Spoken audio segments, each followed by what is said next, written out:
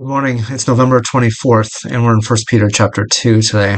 I wonder if you ever consider evidence of the Holy Spirit's work in your life. Or, in other words, what can you look at and say, this is evidence that sanctification is taking place? The Holy Spirit has been changing something in me.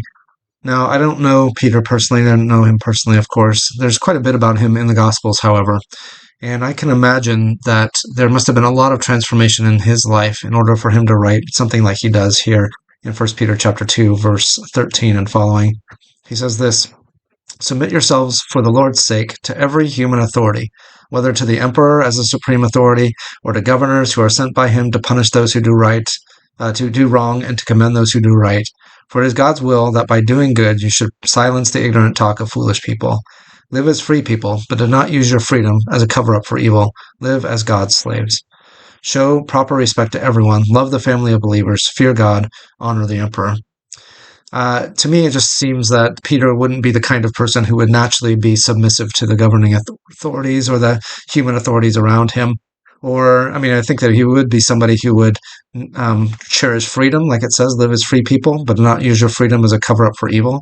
Live as God's slaves. I think that freedom would have been something important to Peter. I think he would have been a fairly independent kind of person and not really liking to have somebody in authority over him.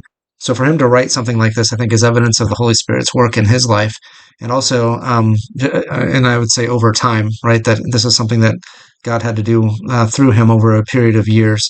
And that he would be then the one to write this. I think also people reading this and hearing it from Peter would come at it with a level of respect. If Peter is able to submit himself for the Lord's sake to every human authority, they should be able to as well, because it was against his personality, as I understand it, for him to do something like that.